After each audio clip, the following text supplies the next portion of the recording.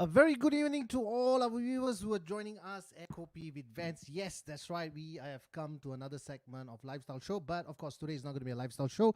Today is the health topic. We just did a shift between the health topic and lifestyle today. So tomorrow will be the lifestyle show that we have, in fact, a talk session, not a show.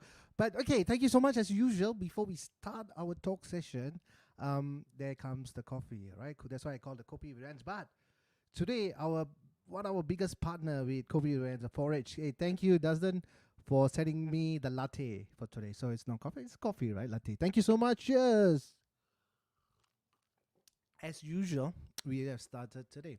And if you look at today itself, the topic, it's going to be a very interesting topic. And my guest speaker coming in again for second time. I'm very excited and blessed to have him. We all should know who is he. Is of course Dr. Dinesh Nair, a cardiologist, a very famous cardiologist, very humble guy. Whenever I see him, I become very calm as well because you can see he's very calm and very focused.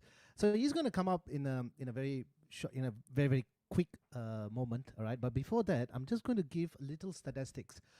Cardiovascular disease is the leading cause of death globally, and we all know, right? And it's projected to remain so. It has been geographically, gender, or social economic boundaries, and every year we all know that heart disease and stroke causes as many deaths as HIV or AIDS or tuberculosis, malaria, and diabetes. Plus all forms of cancers and chronic respiratory disease combined. Right? If we don't take care of our body inwards, most of the time we take care outwards, but we tend to fail taking care inwards. So an estimation about 17.3 million people die from CVDs, all right, that is cardiovascular diseases in 2008, and representing 30% of global deaths. Of those deaths are an estimated of 7.3 million due to coronary heart diseases, and 6.2 million were due to stroke. By 2030, 23.3 million people will die from corona. Sorry, not corona, that's another topic, but cardiovascular diseases, mainly from heart disease and stroke. These are projected to remain the single leading cause of death. And thank you for the source from World Health Organizations. And most of the time we exercise, we eat healthy, we don't try to get stressed. But unfortunately, because of our lifestyle, we always tend to get all those things. Sometimes we eat unhealthy, sometimes we get stressed, and of course comes along with some bad habits like smoking and so much of alcohol drinking.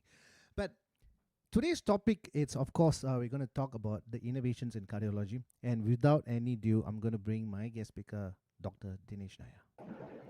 Hello, doctor. Hi, Vance. How are you? Can you hear me? I'm hearing you loud and clear, sir. Fantastic. Thanks That's for good. having me on board again. It's a second year for joining us at Kopi Events, Doc. Yes. And I got to say, despite your busy schedules and things that you do, and it's a great honor to have you back in the show itself. No, it's my honor. I mean, I was just looking back. It was over a year ago that we did the last show. It was more of a chit chat session. We sat down, we had coffee, and we answered a few questions. And there were no slides the last time. So this time, at your request, we put a few slides up, and we tried to think of a new topic.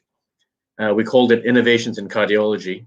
As you know, I'm an interventional cardiologist. I'm a cardiologist. I see general cardiology patients as well, but a lot of what I do is actually trying to open up arteries that are blocked, plumbing, if you will. So I'm going to show you some new innovations in the plumbing sphere of cardiology, where we fix arteries, and cardiology is a fantastic and rapidly growing aspect of medicine, where there are new innovations almost every day, new studies being published all the time, new techniques to fix arteries, and we've made a lot of difference to patients' lives and in saving patients' lives over the years as well. So I'm going to share some of these new things with you today, but we'll start out with a general introduction, if that's okay. Okay. Yeah, so are we ready to go, or do we... Yes, doctor, I think we are ready to go. But before we go on, maybe you just want to do a quick introduction about yourself. I know you have done that last year, and we have our posters Sure. up, but we have new viewers as well, so probably they will get to know you better, doc. Yeah. Okay. Well, okay. I'm a cardiologist working out of Mount Elizabeth Novena Hospital primarily, but I'm registered in a few other hospitals here in Singapore, the Mount Elizabeth Orchard Hospital, Gleneagles, a few others. But the primary practice is in Mount E Novena. We see a wide variety of patients, mainly with cardiology-related problems, mainly with cardiac problems. We see a lot of the worried well as well, who come in for checkups to make sure that they don't have heart disease. We also know that like 50% of patients who have heart attacks never knew they had one. 50% of people who've got blocks in their heart arteries don't even know they've got any symptoms. And it's often found incidentally. So a lot of what we do is actually trying to preempt problems, make sure that we detect heart disease and other problems, other diseases as well, beforehand, and reduce the risk for the patient. So that's what we do on a daily basis. So I'm third generation Singaporean, have worked in a few countries around the world, came back to Singapore in 2001. That's about 20 years ago. And I've been practicing cardiology in Singapore since then. I was doing cardiology in England prior to that before I came back. That's pretty much me in a nutshell. Thank you so much, Doctor, as the humble introduction you always do. But before we even start up, I always like to say that that angels in the form of doctors, because they are so much of human beings, they are trying to rescue or help and assist the human beings. So thank you so much, Doctor, for coming on board with Kopi events. Thank you, Doctor. That's very kind of you. Thank you, Vance. Thank you so much. Thank you, So Doctor. perhaps what I'll do, yes, is please perhaps go ahead. start sharing the slides while we continue talking, because Yes, Doctor. Let's do that. that's always the most difficult part. Mm-hmm. So viewers who are watching this, please do share and like it. Sorry, it's iced in there. Thanks, Dustin, for putting the ice. I saw your slide, Doc. Okay, there is it. Okay, great, it works. I always struggle with this part of it. Okay. Computers weren't around when I was in school, so I was born in the late 60s. So I've been struggling with it ever since. Okay. So my topic today, a little different from previous topics that I've presented, is innovations in cardiology. As you can see, I'm at Mount Elizabeth Novena Hospital, and I've worked in a few places around the world based on the countries you see below there. This is how you can contact us if you wish to. There are other talks by us on YouTube channel that you can look up our name and you'll actually see them. Some in different languages. For those of you who might be from Indonesia, there are a few talks in Bahasa Indonesia as well. Okay. So this is where we work, Mount Elizabeth Hospital, Novena, the newer one of the two. But we also have a practice out of Mount Elizabeth and Orchard. So I'd start out basically with basic anatomy. Everyone's heart sits like this in your chest, okay? And there are arteries sitting on top. If you look at the cursor here, and I hope you can see the cursor, these are arteries coming out of the aorta. So the heart pumps blood out to itself and to the rest of the body as well. So the heart is the most important organ. Well, people might say the brain, but if the heart stops, everything stops. The heart is the most important organ because it keeps everything alive. If you took a cross-section of the arteries, if you can see my cursor here as well, and I hope you can see the cursor. Okay. There's the yellow bits here are the cholesterol buildup in the arteries. If you've got blocks in your heart arteries, which are here, providing blood to the heart muscle, or if you've blocks in the neck arteries going up towards your head here, providing blood supply to the brain. And if these blocks become significant, you get a lack of blood supply and a reduction in blood flow. So the worst case scenario of a block here in the heart arteries is a heart attack, of course. Worst case scenario up here is a brain attack. Once cholesterol plaque builds up, that plaque will always, it's like plaque in your teeth. We call them cholesterol plaque, blockage, atherosclerosis, arteriosclerosis. There's a whole load of names for them, but it all means basically the same thing. There's a lump of fat or cholesterol on the inside of the artery growing. Once it's there, it never goes away, even if you take medicines. And once it grows, it starts growing at an alarmingly fast rate unless you slow it down with medication, which we'll talk about later on. Okay. So once again, most patients who have heart attacks actually don't even know they've had one. 50% of patients, there's been a study that showed that. The worst case scenario, if your heart artery is blocked off here, is a heart attack. Only a certain number of people actually get symptoms from it. If you've got a big block up here, once again, brain attack or stroke, and many patients actually walk around with mini strokes without actually having known it. So what we try to do is screen for this beforehand. What we tend to do a lot of the time, before we even start medicines, if we find that people have risk factors, to try to address them beforehand as well. Smoking, high blood pressure, high cholesterol, diabetes, sedentary lifestyle, genetic stress, and also obstructive sleep apnea, where your airway is blocked when you're sleeping at night and breathe. All these things, if they are corrected, can reduce your risk of having a heart attack, a stroke. You can see my slides clearly, can you? Yes, doc. But need you to click on the slides for me, please. Oh, it's not moving forward, is it? Yep, that's right. Ah, that's what's happening. Because I'm trying to use the left and right, and it doesn't go into that. So we have to click on the slides. That's right, doc. Okay, now I understand. Okay, so you can see a slide in front of you saying symptoms. Yes, that's right, doc. I can see that. Okay. This is going to be a problem like this because it's not in PowerPoint mode. It has to be like this. So if I click, I'm sorry, I'm just trying to get this right. No problem. I think this is fine also, doc. I can see it very big and clear as well. I'm sure the viewer as well also. Yeah, full screen, it doesn't move. Okay. Oh, it doesn't. That means how do we play our videos? Okay, no problem. Because somehow in the link, this is what's happening. All right, doc. Okay. Because it's going on real time on the other one. Okay, so I'm going back to symptoms. It doesn't move. Now we're looking at the symptoms, doc. Okay, so we'll start once again. My apologies. Okay. See, I told you this is the most difficult part, actually, trying to manage the technology. So symptoms such as nausea, fatigue, chest pain, lightheadedness, shortness of breath, all these things can be signs of heart disease or heart attack. Heart attack is when there's complete occlusion of the artery, causing death of the heart muscle. But some of these symptoms, you can get them in a milder scale if you have blockages and you haven't had a heart attack. And they're warning signs. And these are some of them, and many people will be aware of these. No, it doesn't move to the next one. So now you've seen the diagnostic testing. Diagnostic testing. Okay, so then it works. Okay, so many tests can be done, such as an ECG, an ultrasound of the heart, echo, X-rays, treadmills, and different types of scans, such as a PET scan, nuclear scan, CT scans, and of course the gold standard to diagnose blocks in the heart arteries, an angiogram or angioplasty. I'll go into what that is a little later on. Okay. The inside of the heart, okay, has got 4 chambers. This that you see on top here is an echo. It doesn't play. I think I'll have to toggle back and forth between these two, so don't worry. Okay, so the inside of the heart's got 4 chambers, and we look at the heart pump and function when we do an ultrasound. Okay.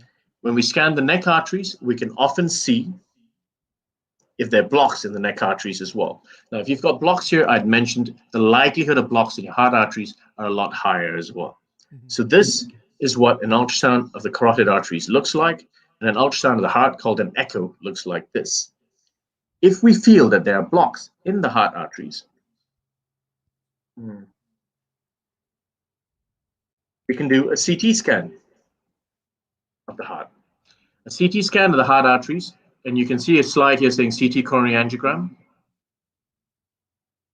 Yes? Yep, you do. You can see. Okay, good. So what you have on the left-hand side is normal arteries. What you have on the right-hand side is someone with a block. What you can see is blood filling the inside of the artery because we inject contrast. The contrast goes through the artery down, and here the contrast is pinched, or rather only has a trickle of flow going down because there's a block here.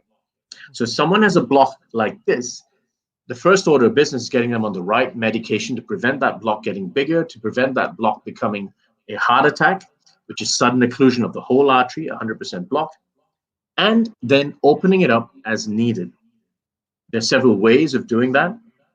In the old days, if you talk about 40, 50 years ago, we didn't have the medication we have now. We didn't have the technology. People with heart attack were asked to rest in bed for 6 weeks. Yeah. As time went on, in the 1970s and 60s, towards the end of the 60s, there was bypass surgery. By the time we hit the 1980s, there was a possibility of ballooning and stenting. I'm going to show you all that later on as well. Sure, Doc. We can do that. This is what a coronary angiogram looks like. Okay, when you pass a catheter in and inject contrast into the artery, this is what a clean artery looks like. This is what a block in the arteries looks like. So if you had a block like this, there's several ways of fixing it. First of all, as I mentioned, medication. Medication is the mainstay of treatment. You can do ballooning and stenting. And as I mentioned earlier, bypass surgery. So bear with me. We're trying to find a way to manage this. So the only way this seems to be translating into going forward is for me to click on the individual slides. So bear with me. Apologies to the audience. I also mentioned that in the early days, the only way you had before the 1980s was bypass surgery. You've all heard about people having open heart surgery, taking grafts from inside, from the legs, sticking it on board, and basically bypassing the artery. That's what you do. But in the 1980s, a very interesting gentleman called Andreas Grunzig, okay, in the late 70s actually, developed a technology called ballooning without stenting. So 1980s, we had ballooning. 1990s, stents were invented. In the year 2000, we had better stents, which had medication on them, allowing this medicine to go into the arteries and prevent reblockages. In the 2010s, we actually had bioabsorbable stents. And in 2020, we have new technology that I'm going to show you in a short while as well. So we do all these procedures of ballooning and stenting in a cath lab that looks something like this. Okay. The patient lies down here. We have a lot of imaging equipment, and we can see what the arteries look like by rotating this arm around. So that's what an angiogram is like. Angioplasty is where we put in wires, put in balloons, and open up the arteries. So a coronary angiogram looks like this, and I don't know if we can play this.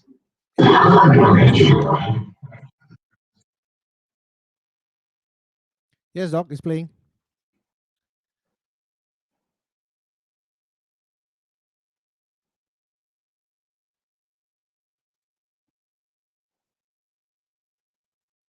So that's a block, okay? Okay. So when we want to do ballooning and stenting, what we do is we pass a catheter up this, through, into the artery, which you can see here, and then open it up with the balloon. So this is somebody who's had a heart attack. The normal artery should look like this, like a C shape around here. Mm-hmm. We pass a wire down, we pass a balloon, we open it up, and then once that's done, the artery's opened up. But unfortunately, for most arteries, what happens is it's elastic and there's often recoil of the artery. When there's recoil, we often need a stent, which is like a scaffold holding it open. So after you put a stent in, this is what it looks like: a stent opening up the artery and keeping it open. The problem with the stent is that it is a rigid piece of metal, like a pipe. So one of the new technologies we're going to talk about is where we allow the pipe to move with the artery. And I'll talk to you about that a little later on. So this is how we open up arteries. And once that stent is inside, what we do see, and it should be saying drug-eluting stent right now, we do see is a stent sitting on the inside. We've pushed the cholesterol plaque to the outside and provided a new passageway for the artery, new passageway for the blood to go through to the heart muscle. This is how we do ballooning and stenting.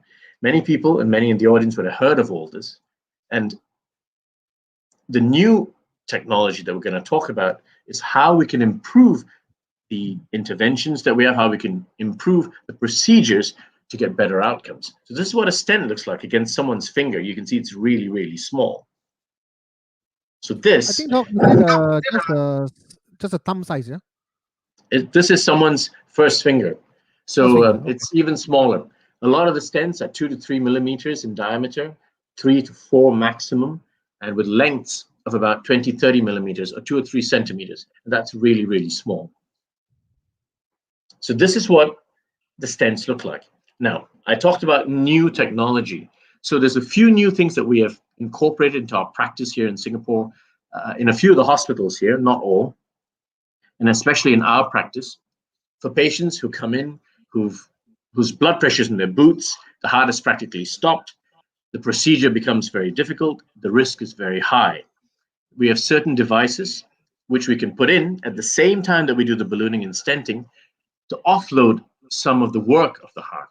And one of these devices is the impeller device. And this is something that we've recently been using in cardiology.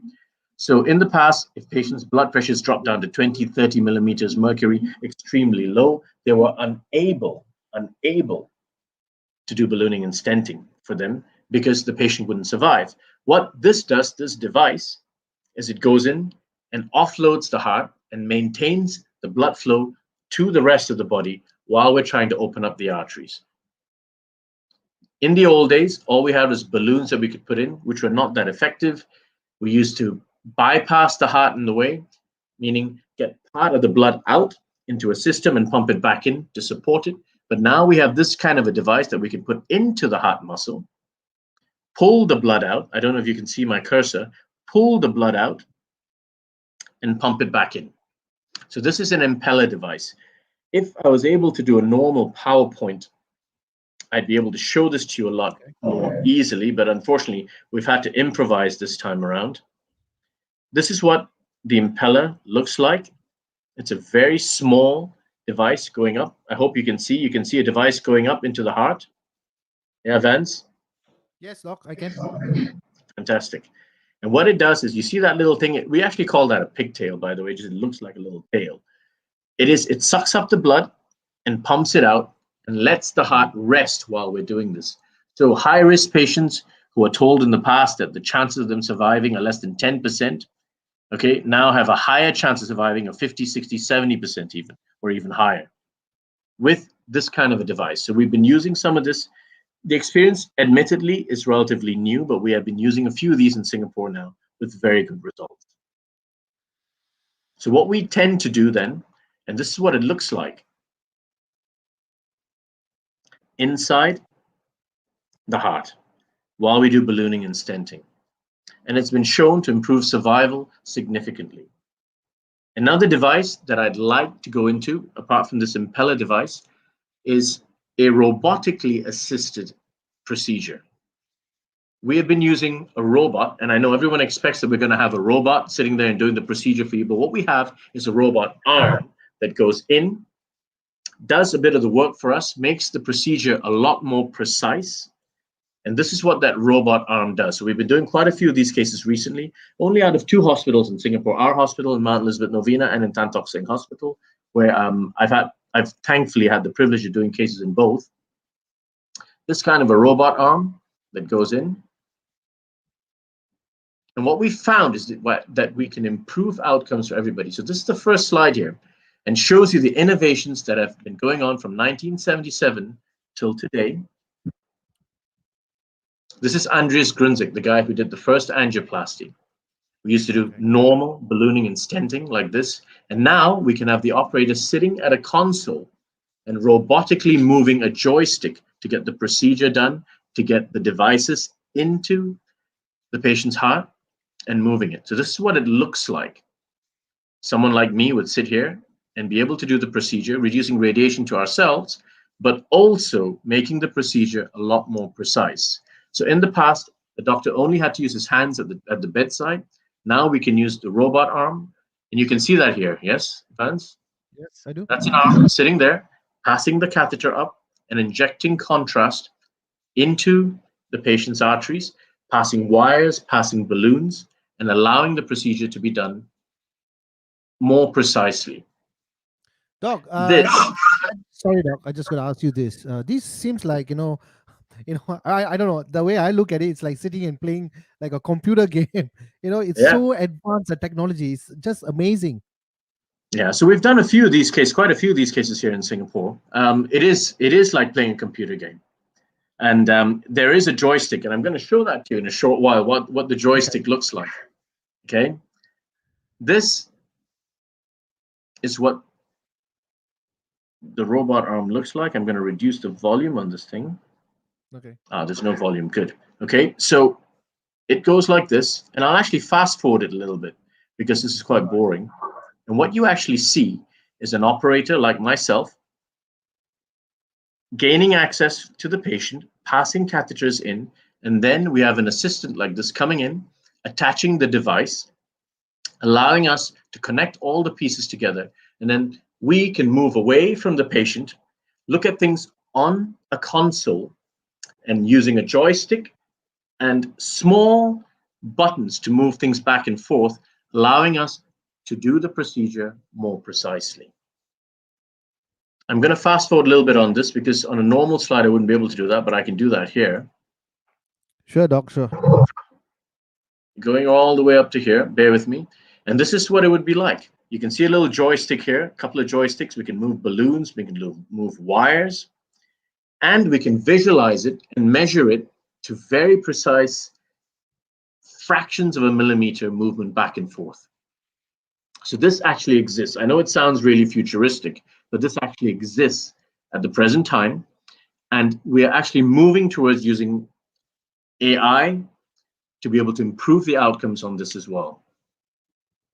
Artificial intelligence has been put into a lot of these devices as well to allow better and more accurate angioplasty. And what it also allows us to do is to be able to do these procedures remotely. So if you look at this slide, this is what we are doing here right now. And there's no need for us to do this in Singapore remotely because everything is really close. But if you were in the outback in Australia, perhaps, or in some other country, perhaps, where there's hundreds of kilometers from one place to another, right, you could have one operator sitting here, another one on the other side, putting the stuff in, and you could move it theoretically. Now, it is no longer theoretical because here, 8 feet from the patient, hardwired procedure is being done.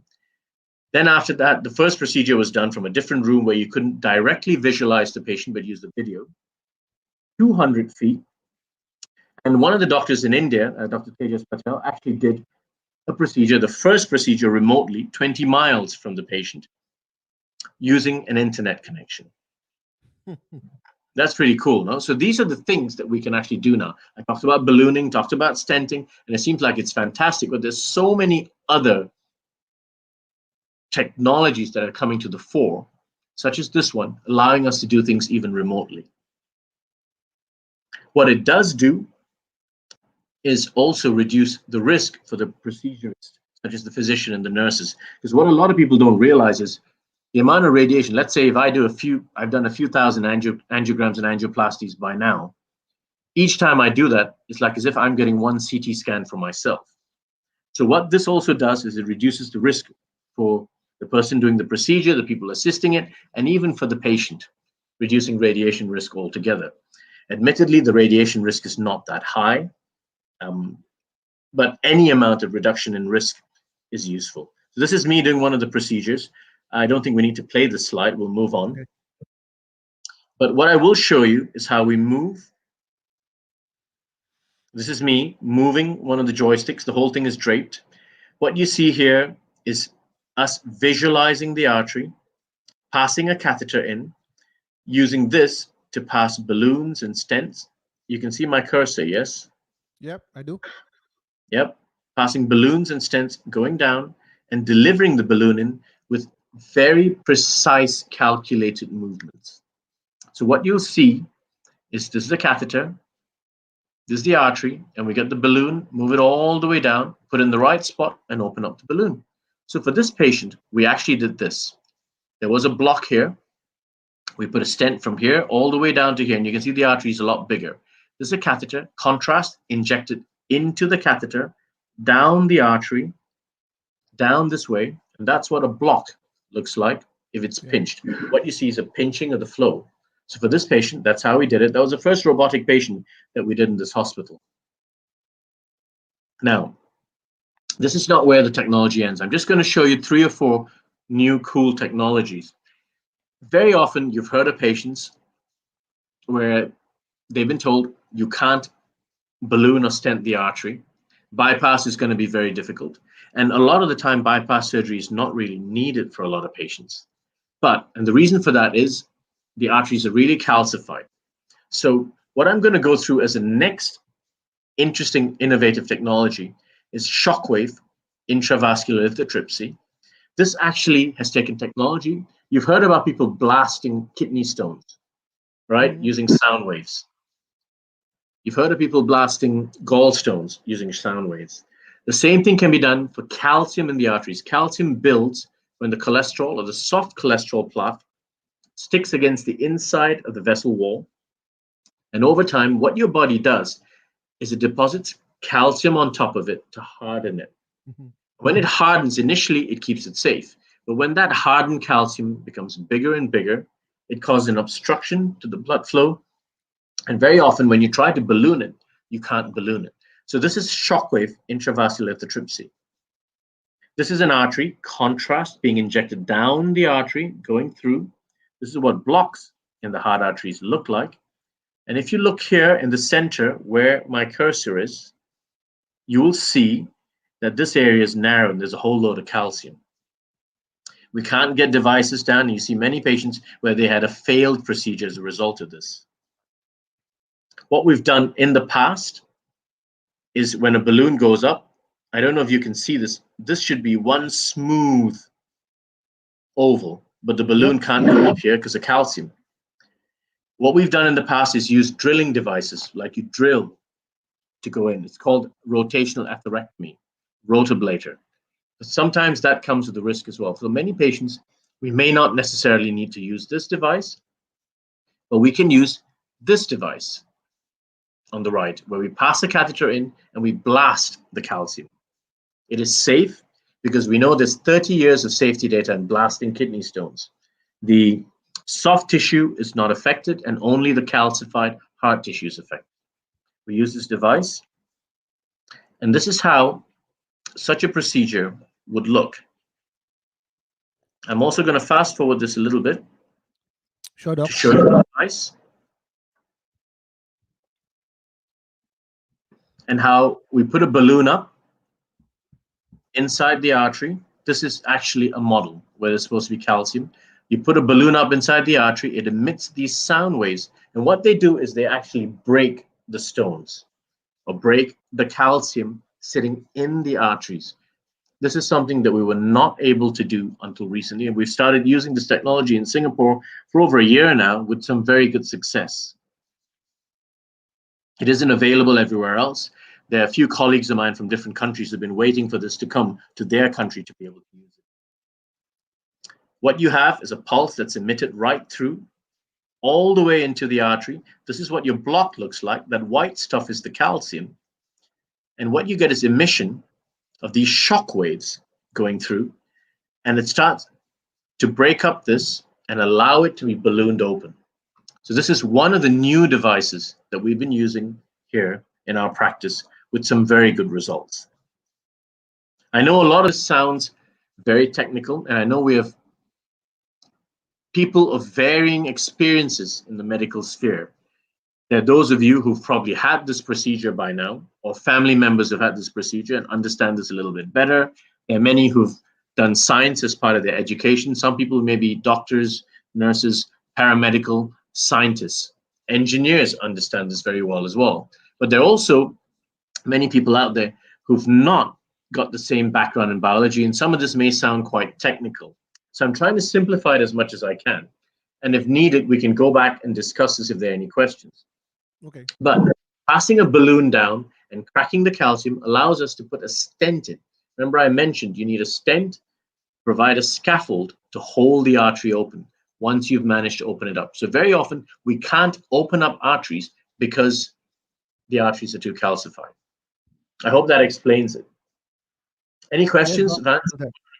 I mean, even for myself now, as I look at it, it's a bit of a new thing, because always we know this angio is the very most commonly used, but right now it looks like the technology is just improving day by day, month by month, year by year. So I think it's really an eye opener for a lot of viewers, even for myself as well, to understand what is happening behind the scenes, especially. Yes. So many people actually would have heard all this before, but you've not seen the new technology coming up. You've not seen the new advances that we have available that actually will allow us to improve outcomes, to improve lifespan of patients as well. So the last thing I'm going to show you is, and I think I can fast forward this a little bit to show you, it's a special stent that allows us to stent the thing, hold the artery open, but then at some point it has little links in the center.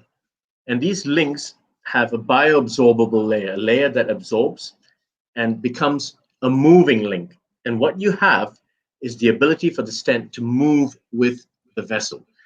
This is something very new. We've been implanting a few of these stents inside, because a stent is always a caged piece of metal that holds everything open. I was going to show you a video of this, and I'll show it to you when I get to it at some point, which is here. What you see for normal stents is you pass a piece of metal over a balloon, you pop it open, the stent is held open, ballooning and stenting. We've heard of this many times. The stent is held open inside the artery, inside the vessel like this. This is a normal stent over a balloon being opened up inside the vessel. And what happens is, you can see on top here, the vessel moves, and then below there, the vessel moves. But where the stent is, the whole thing doesn't move. Over time, it heals, and it's good. But some of the problems that we faced with this in the past is that because it doesn't move with an elastic tissue, the reblockage rates can be slightly higher. So with this new technology, you have multiple links inside here, like this, that dissolve over time. And what happens when you compare the new one with the old one, and you'll see a picture of this side by side, bear with me, is this guy. I don't know if you can see it. It's pulsating and moving with the vessel compared to the other one that didn't move at all. So we've been... sounds more like a suspension, yeah? Yeah, perhaps. Yes. And it's all about trying to follow the natural motion of the vessel with the newer technology that we have. I would have, if my PowerPoint had worked a little bit better, I might have been able to show it to you slightly differently. I hope we've managed to do it as well as we can in the time allowed to us. And I hope this has been clear enough as well. But I also would like to highlight what I'd discussed earlier, is that in the early days, all we had was ballooning, that's POBA. We had bare metal stents where the reblockage rate was about 30% to 50%. We had better stents, such as drug-eluting stents. And as time has gone on, this was in the 1980s, 1990s, 2000s, 2010, and by 2020, we've got newer and better devices. And believe me, cardiology is so rapidly advancing that there are always new technologies coming to the fore almost every day. And in the next 6 months, maybe even 6 years, you're going to see so many new advancements that are going to improve outcomes for everybody. So what I discussed was basic risk factors, how blockages occur, how we can balloon and stent to open up arteries. You can consider bypass surgery, but that is needed for a lower number of patients as we move along and the technology gets better. I also discussed a few new technologies that allow patients in shock, where the blood pressure drops into the boots, and we could previously not address ballooning and stenting for them, but we can now. How we're using new robotic technology to improve outcomes for patients overall with more accurate stenting, more accurate measurement of the blocks, and implanting of stents, new devices that can break up calcium, and also new types of stents, which we've discussed here as well, which should, in due course, give us better outcomes overall. So that is my talk on new innovations in cardiology, and I'd like to thank everybody for listening to me. Thank you, doctor. So now we can remove the slide away. Thank you. Okay, let's try and remove that, and maybe we can have a chit chat. Yes, we do, because we have a couple of questions that came in, so we can actually address to that. Okay, I'm not sure if I can see the questions, but I mean, doctor, for my take, I think, I always know how this NGO works, in terms of the procedure.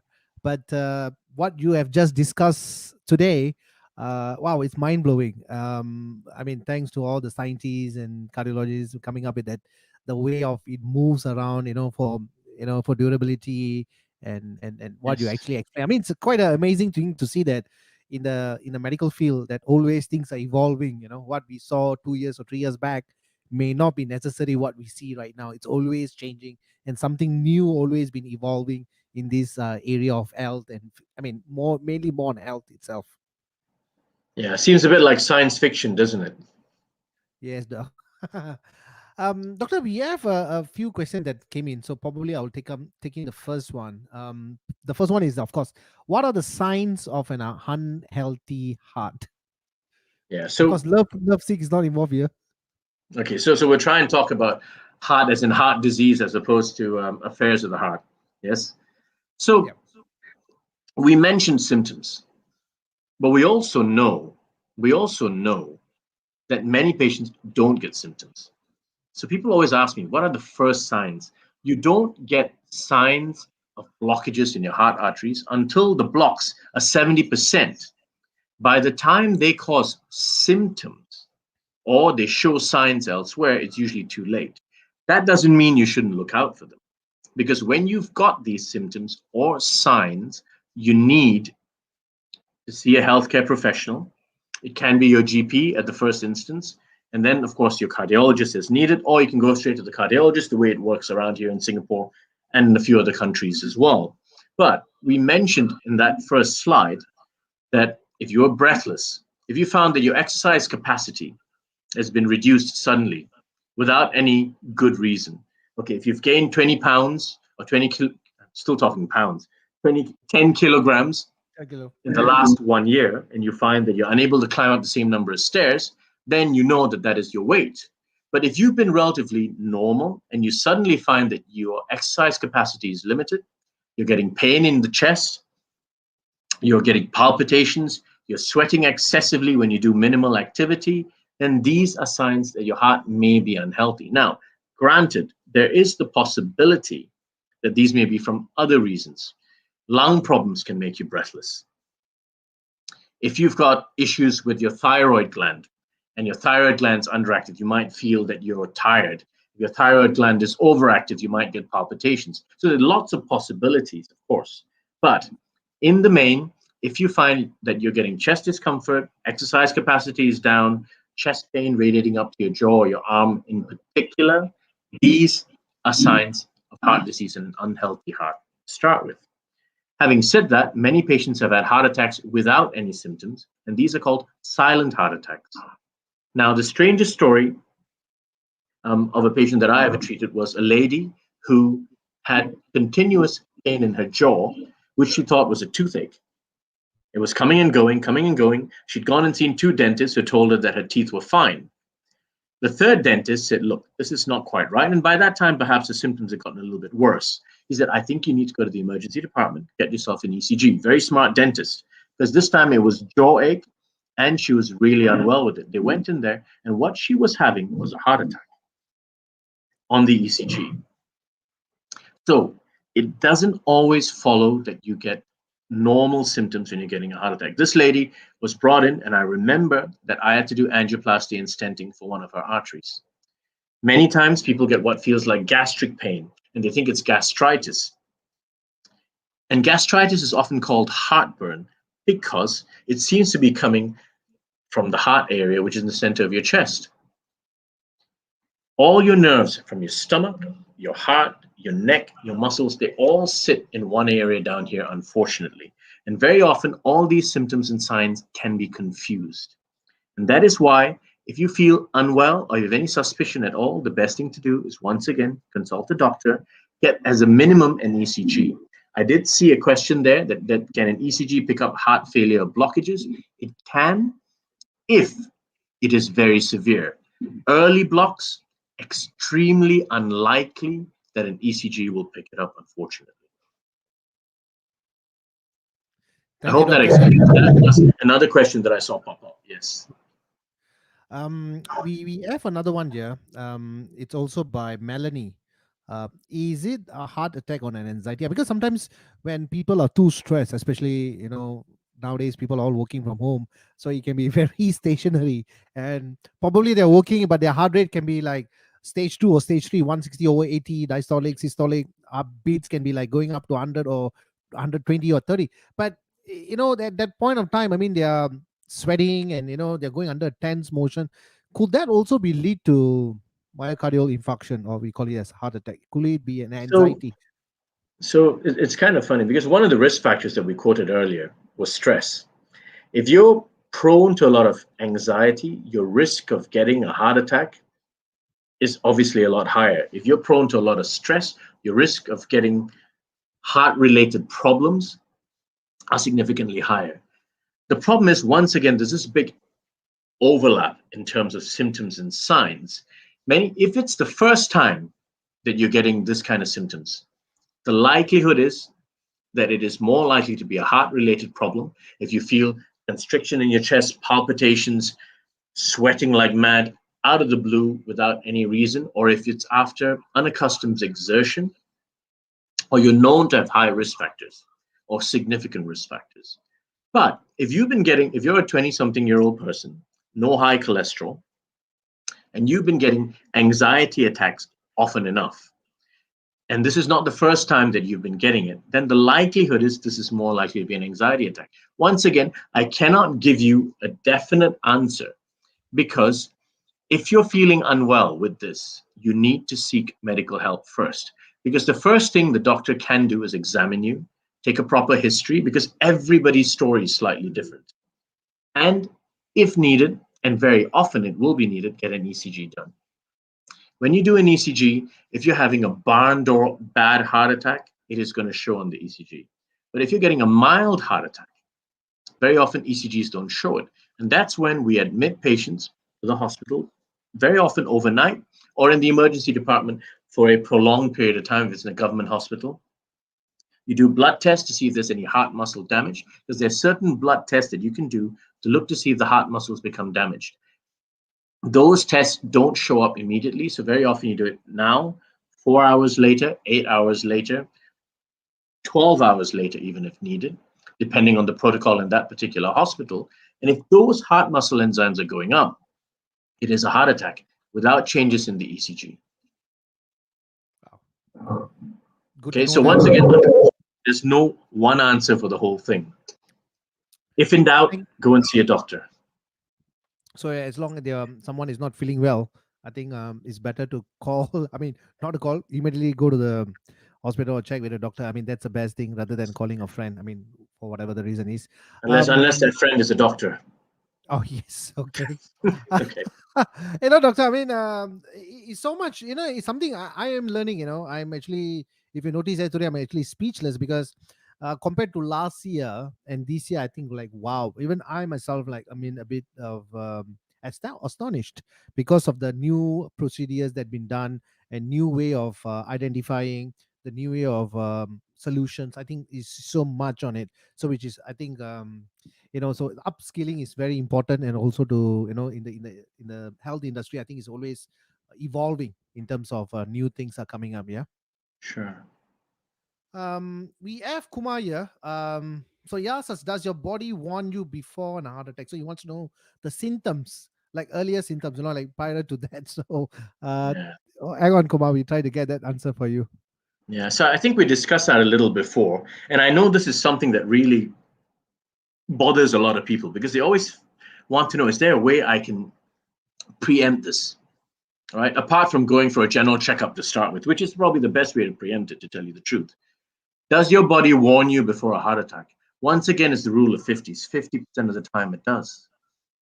But the other 50% of the time, it actually doesn't. You get these symptoms, you might get milder symptoms of what could be an impending heart attack. You may feel particularly unwell, suddenly lethargic out of the blue, breathless, a little bit more than usual. Fair enough. That's your body warning you. But very often, the first symptom or sign a patient with a heart attack has, unfortunately, is the heart attack itself. And that's why regular checkups, checking your cholesterol, checking your sugar for diabetes is very important.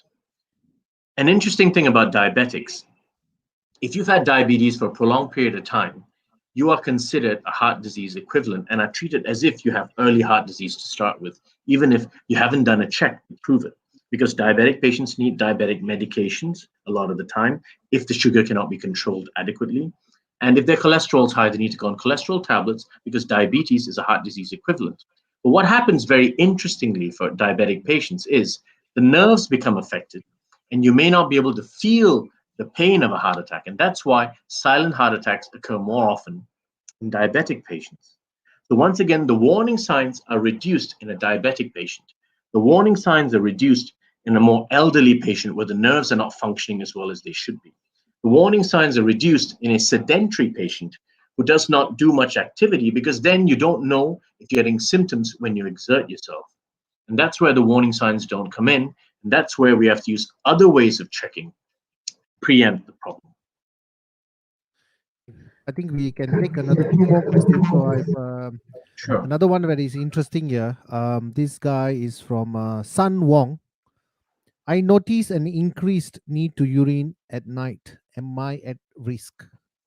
Okay, that's interesting because I'm sure there's stuff in the internet telling you that perhaps you've got a higher risk of heart disease if you need to urinate at night. And if you looked at the internet, you can Google just about every single drug and Google a similar side effect, and you'll probably pop up. But what you've mentioned, Sun, I guess your name is Sun, yes, is an increased need to urinate at night. Are you at risk? You might not be at risk of heart disease per se, but you might be at risk of other things. Urinating at night depends on your age to start with. If you're above 50 years of age, there's more than a 50% chance that you have a prostate problem. An enlarged prostate is a gland that sits in the urine tract and sometimes can block flow, and therefore people don't void completely and they keep needing to void in short spurts. The most likely thing for a man, and I guess Sun Wong is male. I'm hoping. If I got it wrong, I apologize. My apologies. It can be a prostate-related problem, but sometimes needing to urinate at night may be a UTI, urinary tract infection. But the most important problem that you can face when you need to urinate at night is that you may also have diabetes, because the need to frequently pass urine also occurs in diabetic patients. So you need to screen for this. Sugars, your cholesterol, it depends on your age. If you're above 50 years of age, your risk is higher. Now, if you're 80 years of age, you've got an 80% risk of a prostate problem. So it depends on the age of the person as well. And then, of course, check for heart disease. So are you at increased risk? Have it checked with the doctor, because you are now, until you can exclude all these other risk factors. Hope that has answered you, Sun Wong. Thank you so much. We have another one more question to take for doctor, because it's almost coming to an hour of the talk session, as we usually keep it at maximum 1 hour. So this one Sure. is from Nisha. I got a message from her. It says what it feels like in an heart attack. Yeah, so we had discussed this earlier as well. Thank you for asking, Nisha, again, because I may have gone through all this too quickly, and it's probably easier if I repeat some of these things. The classic symptoms of a heart attack, the classic symptoms are chest pain, radiating down your arm, up to your jaw, or to your back, associated with breathlessness, associated with profuse sweating. These are the classical symptoms. But once again, 50% of people don't get this. So if you get this kind of symptoms, you need to call a doctor or an ambulance, a 995, if it persists for quite a few minutes, immediately. But there are other people where the first symptom is actually fainting and collapsing when they get a heart attack. Because what's happened is the heart artery is blocked off, they've got an abnormal heart rhythm, they get palpitations, or they may not even feel it, and they may collapse. There's so many other possible scenarios. Sudden stopping of the heart may be the first thing that happens in a patient who has a heart attack. But once again, for the 50% who get classical symptoms, what I mentioned earlier was these symptoms, but lasting for a longer period of time.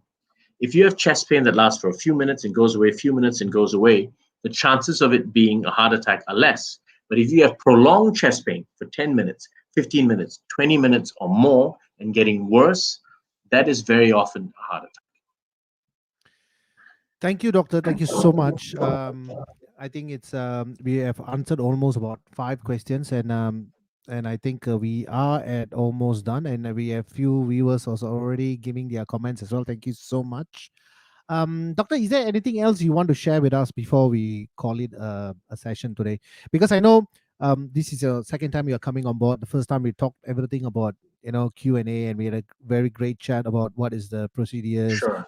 symptoms, and sign. But today is something new on the new procedures that we talked about. That the waves thing that you use. What is it called, doctor? I mean that Shockwave. shock wave. Shockwave.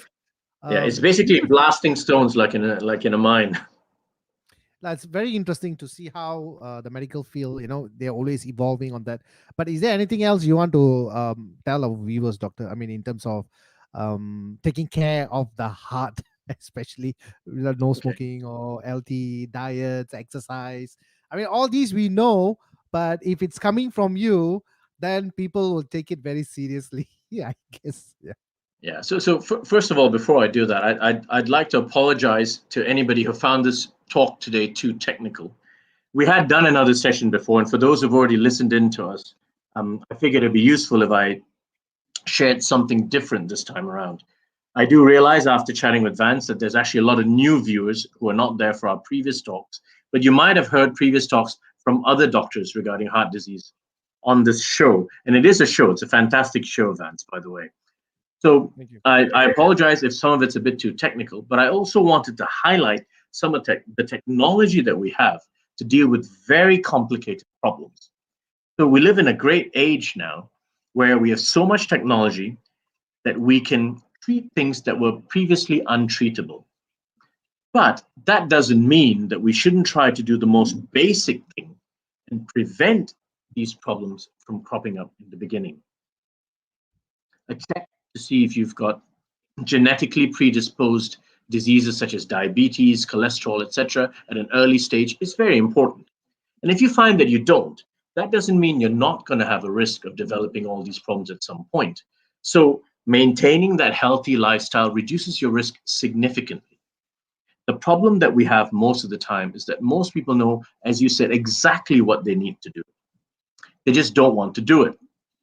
There may be many reasons, and I find that the most common reason people go, oh, I've got no time, I'm too busy at work, I've got kids to look after, etc.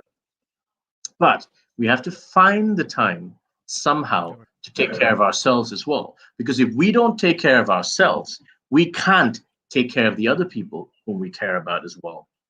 And you will prevent problems from occurring.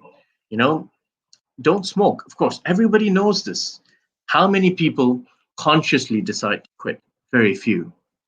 Excess calories in food, excess alcohol.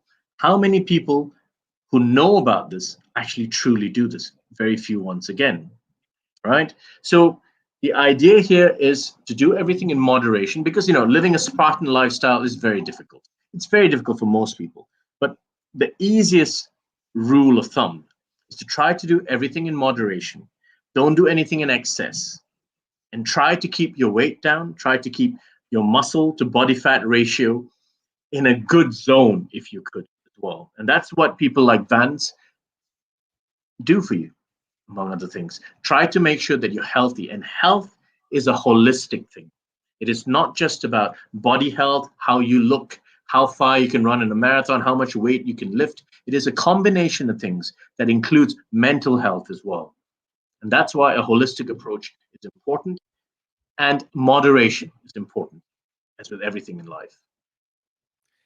Thank you, doctor. I mean, that was a great, great advice. Of course, everybody knows what to do, but just that time and workload and stress and all those stuff actually keep them in the base. But thank you so much, doctor.